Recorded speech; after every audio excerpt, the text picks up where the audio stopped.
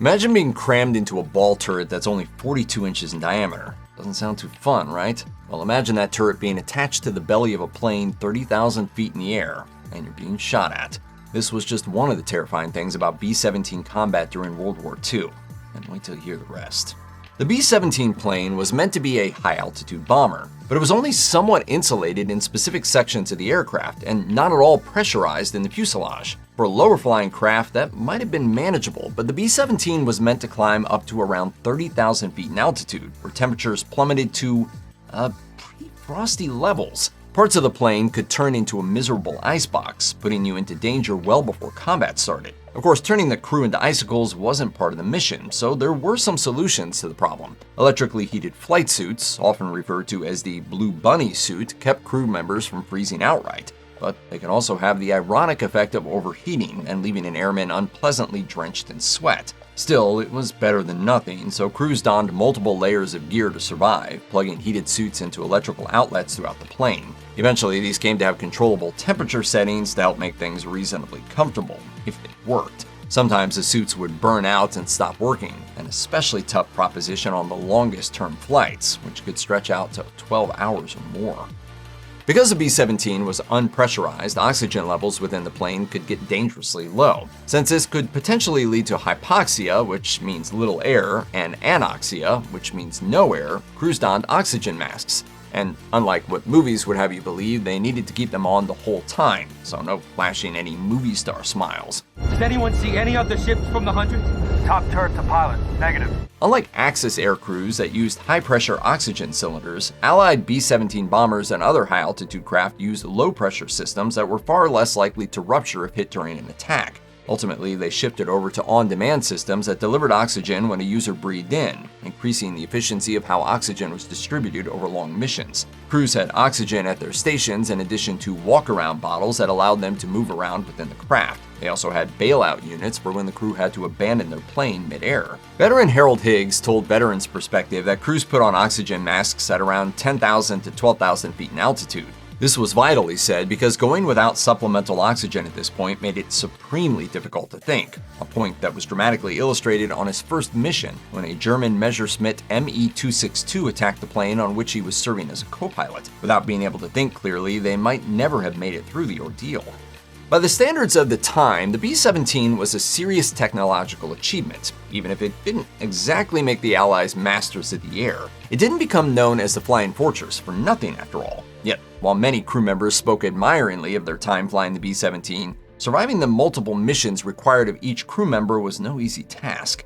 One of the biggest risks had to do with the very structure of the plane, which was designed with balance in mind. They had to keep things light for the sake of taking off, but also had to worry about surviving heavy enemy fire. For one, the fuselage was fairly thin and made of a stressed skin duralumin, a lightweight aluminum alloy that was already common in airplane construction. It wasn't the best. Gunfire and flak shrapnel could pretty easily pierce the lightweight metal, yet it wasn't all bad. Duralumin was relatively strong for its weight, and the B-17 had an especially well-reinforced airframe that improved the crew's chances of making it out of heavy enemy fire.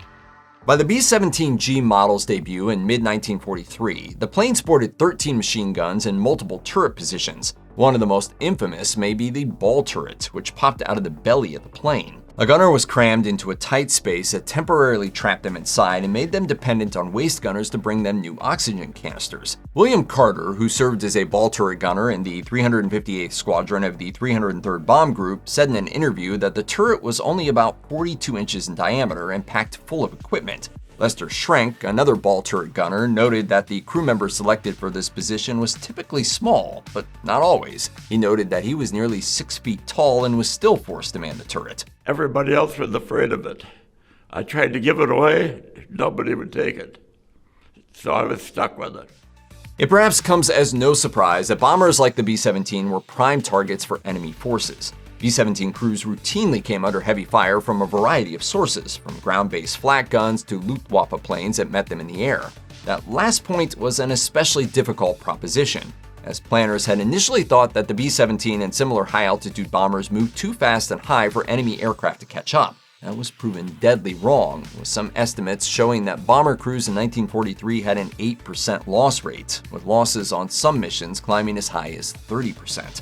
Allied air forces did have some defense against this heavy fire, though. B-17s on bombing missions typically flew in a tight formation known as a combat box. Exactly how squadrons arranged themselves within that group varied as the war continued, but the general idea was that gunners aboard each craft could provide covering fire for nearby planes in their group. Eventually, these bombing groups grew to include Allied fighter jets, which could fly ahead of or with formations to provide suppressing fire. Some, like the P-51 Mustang, were capable of much the same long ranges achieved by the B-17, while older fighters tacked on extra fuel reserves to make it that much further on escort missions. If a B-17 was compromised and looked ready to fall out of the sky, the crew did have the option of bailing out, but this was hardly easy. First, there was the matter of preparation. The pilot training manual for the B-17 urged crew commanders to make sure everyone had a parachute before takeoff, and that they kept it close by throughout the mission. If a pilot determined that a bailout was imminent, he was supposed to ring the alarm bell in a particular pattern, then release anything in the bomb bay, turn on the autopilot, and do his best to slow the plane and keep it level. Other crew members also had important tasks in what was surely a chaotic environment, including maintaining radio communications if possible and getting a handle on the craft's position. As commander, the pilot was meant to bail out last of all.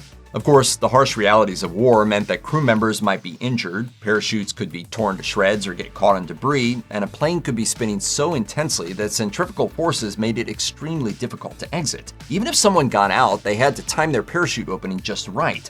Too soon, and they would be floating too high in the atmosphere with not enough oxygen. Pulling the parachute ripcord too late was, of course, also dire.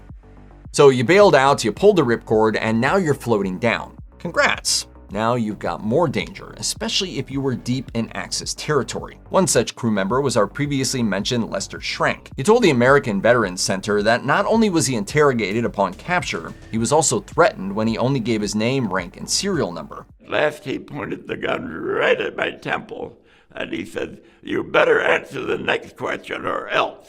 Thankfully, the Nazi didn't follow through with this threat and sent him along. Schrenk found out later that if he'd given any more information, they would have beaten him to a pulp in an attempt to get more out of him.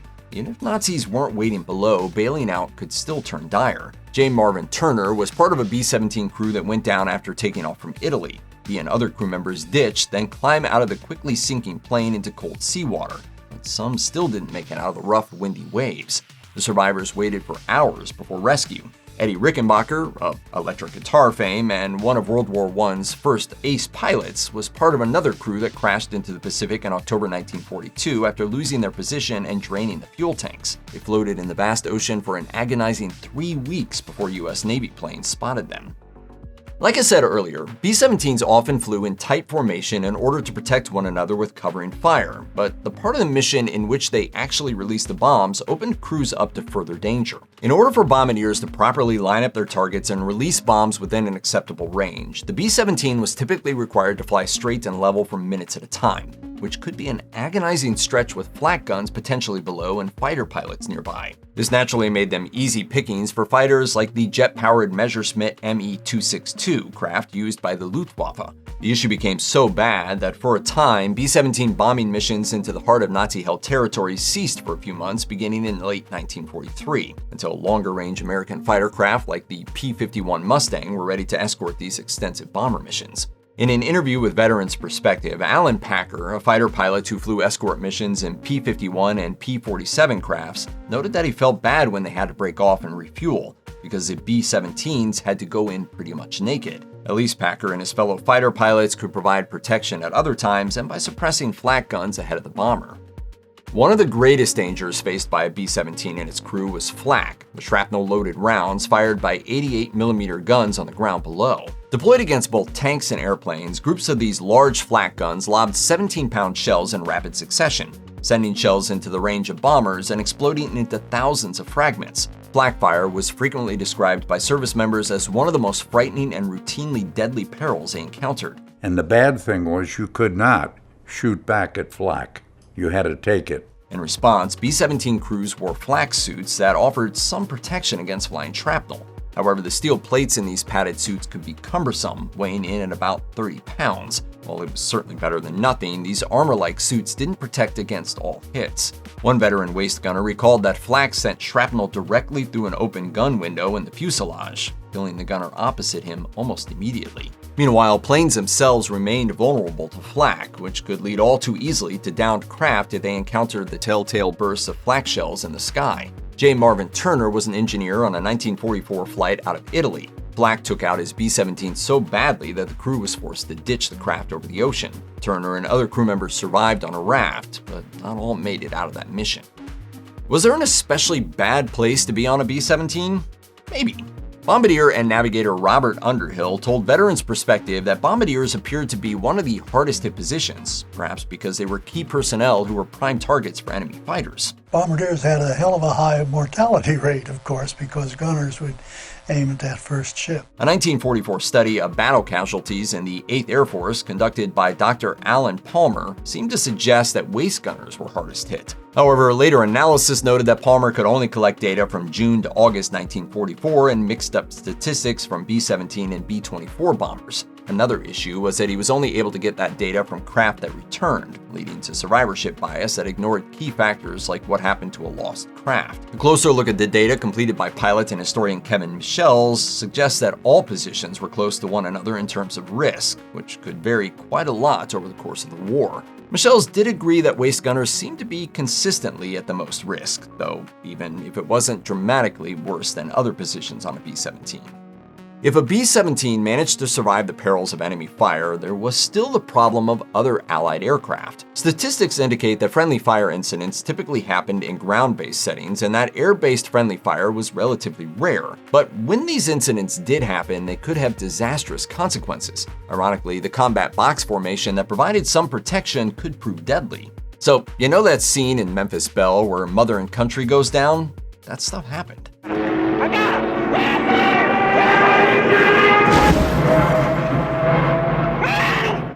A B-17G, nicknamed Miss Donna May II, was in just such a formation during a 1944 bombing run over Berlin. Somehow, it moved underneath another B-17 that was actively dropping bombs. One munition struck the Donna May's tail, sending the plane into a deadly spin that killed all 11 on board. Multiple B-17s were also destroyed in mid-air collisions, including a February 1944 incident in which two bombers hit in the air above Reedham Marshes in Norfolk, England, resulting in 11 fatalities. A few months later, in July, a B-17 nicknamed Little Boy Blue crashed into a field in Suffolk after mechanical issues caused it to fall back, where it then crossed into the path of another squadron. A different plane's propellers cut through Little Boy Blue's fuselage at about 15,000 feet. 2 crew members managed to parachute to safety, while 8 more did not. Another pair of B-17s collided mid-air north of Berlin after a June 1944 mission, with 15 crew members dying. 5 more survived, but were captured and imprisoned by the Germans.